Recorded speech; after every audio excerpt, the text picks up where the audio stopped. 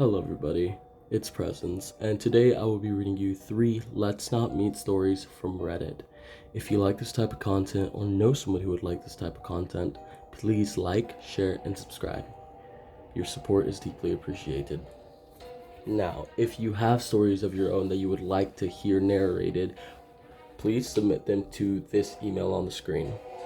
Furthermore, if you know anyone who has a tale, with their permission, submit their stories to the same email, and they could be featured in my next video. Now, without further ado, on to the stories. The first story was submitted to the Let's Not Meet subreddit by username UFOs Outside of My Window, and it's titled To the Person Who Broke Into My Apartment. Before I continue, I must warn that this story contains a topic of sexual harassment. So if this makes you uncomfortable or you feel as though you do not want to listen to something like that, please fast forward to this time frame on the screen. Now, on to the story. I've wanted to share this story for a few months, and being that it's currently 4:30 and I can't sleep because I still have residual fear that someone is lurking in my apartment, I thought I would hop on here and share it. To set the tone, I bartend and had an awful night at work. I have thicker skin and can handle myself relatively well, but I had just been sexually harassed by a man at the bar that I work at. After he was kicked out from the establishment, I decided to stick out the rest of my shift. I even called my dad and talked with him, and we both agreed that so long as I was physically safe and emotionally ready to finish my shift, I should, so I did. My boyfriend waited up for me in our standard ground level apartment, despite having worked a full shift, due to the fact that he knew how upset I was about the comments made to me earlier that night. To help visualize, we were laying in bed. Our bed is in the middle of our bedroom against the back wall, and we were laying with our heads where our feet normally were. The TV at this point was no longer playing anything. Rather, it was on the media screen that showed the apps such as Hulu, Netflix, HBO, and much more. I could tell he was asleep due to his breathing, so I was scrolling on my phone, finally allowing the discomfort of the night's earlier events to fade into nothingness, when I heard the faintest words, the word, hello? I froze. I felt a millisecond within a second expand into eternity in a matter of moments. My eyes darted to the TV, to my boyfriend, to my phone. I thought, no, I desperately hoped that I had experienced some kind of auditory hallucination, that I was much more tired than I realized. Then I heard it again, loud and clear, coming from my hallway. Hello? But it was not loud. It was low, quiet. It was checking to see if I was asleep. I felt great horror and anxiety rushing to me upon reflecting that I was not hallucinating. All at once, I realized I could see a figure in my hallway. All at once, I realized that the voice was coming from a person who did not belong in my home. I have not forgotten that feeling. The time of the break-in was 4 o'clock, and it's currently 4:44 a.m. I can count on my hands the amount of times that I've fallen asleep before 4 a.m. since the incident, or have woken up around 3 a.m. after falling asleep before 4 a.m. to make sure that everything was logged. I can't sleep anyways. I screamed with all of my heart. I screamed. My boyfriend jumped up awake, confused, yelling. He threw open the bathroom door, and there was the intruder, standing and staring into the darkness. We didn't know what he wanted. We honestly still don't. My boyfriend pushed him and told him to leave. It was a Saturday night, and we lived 25 minutes away from a bar, which may seem far, but in reality it isn't. We both assumed he had this wrong apartment until he coldly and calmly said, "I'll leave," and turned not towards my front door, but towards the sliding glass patio door. To give you some context, my backyard has a 4-foot fence enclosed, so there was no way that he just drunkenly stumbled into my backyard. We watched him as he jumped the 4-foot fencing. Terrified, we decided not to call the police because I was hysterical, I was confused, and in the moment, I wanted to convince myself that all this had been a simple misunderstanding, that he just had the wrong apartment. It wasn't until we talked about the situation to more people that it was clear there was something more nefarious afoot. So to the person who broke into my apartment, let's not meet again. The second story I'll be reading for you guys today was submitted to the Let's Not Meet subreddit by username some kind of angel 1, and it's titled "The Weird Woman Who Tried to Rob or Kidnap Me."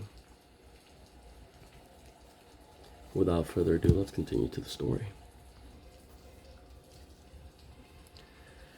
This happened to me a year ago outside of a famous department store in Mexico while I was waiting for the bus. That day, I went to buy a birthday cake for my best friend, among other things, so I had a lot of things to carry. I usually walk home, it's not that far, but since I had a lot to carry, I decided to wait for the bus. It was around 4 p.m., and since I was in a very central part of the city where there were a lot of people walking around and waiting for the bus, I found what happened next very strange. I was leaning against a window of the department store while carrying the bags and trying to keep my balance so the cake wouldn't slip when a woman approached me and started talking to me. I don't know what I look like since people always approach me to talk to me easily, even though I'm quite introverted, so it didn't seem strange to me at the time. However, one of the first things she said to me was a warning, something like, "Be very careful with your things. There are very bad people. Some can steal from you." I took it as kind words and didn't pay attention. However, the woman began to ask me where I lived, what bus I took, what my parents' names were, what they did for a living, where I went. The questions were probing, and it gave me a really bad feeling, so I lied to all of them. This was following my mother's advice regarding strangers. And then she began to tell me nonsensical things about her personal life.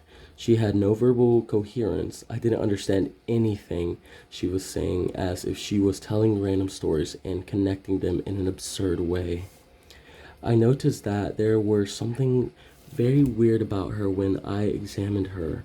Her face was delirious, looked almost to the sky, her eyes open wide when she spoke nonsense to me, and she had a disheveled appearance that I had not noticed before. I sincerely thought she had schizophrenia or something like that, and then she began to get very, very close to me, invading my personal space and repeating the same warning from the beginning over and over again. I began to get scared and moved away from her. Even a woman saw this and also seemed surprised. At some point, the woman concerned for me got very close to my face that I felt as if I was being sexually harassed. I forgot to mention that when I said the bus I would take, she suddenly said she would take that one too, even though she told me she was going somewhere completely different. She spontaneously made up that she was going to visit her brother, and that's why she would take the bus with me. I then told her that I think it would be better if I walked because the bus was taking too long, but she wouldn't let me go. And when I insisted on going, she told me that she would accompany me because she was going to the same place. How come she was going to the same place? I don't know, and I still don't understand to this day. In the end, already quite nervous and scared, I told her that I would walk and that I said goodbye, pretending to be nice, and I simply walked to leave. And then she started following me from behind for a block or two. When I turned to change streets, I had to run without caring about the cake until I lost her. I had to omit a few observations to keep it short, but I got the impression that if she didn't have any information of assaulting me at any opportunity, then maybe she was waiting for us to be alone somewhere so she could do something worse. Sometimes there are kidnapper tactics in Mexico where there are more people involved. Luckily, it was afternoon and there were a lot of people walking around, but I didn't know what would have happened if I had gotten on that bus. Would she have followed me? To what extent? To do what? So, woman outside the department store, let's not meet again.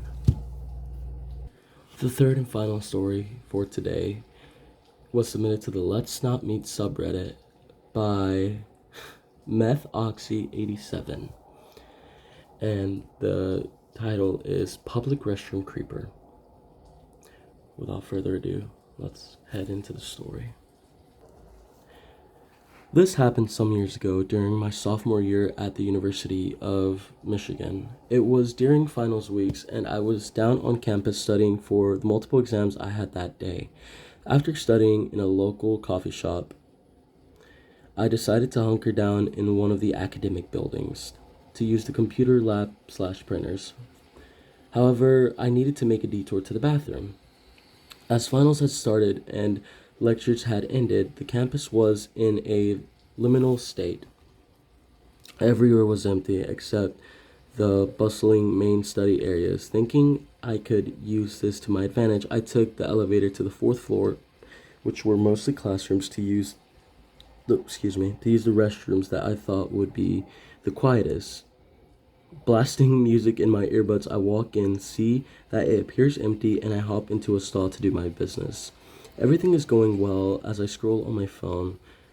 At this point, having put my earbuds away, then I notice commotion 2 stalls to the right of my stall. Not odd, right? Just another student who had the same idea as me.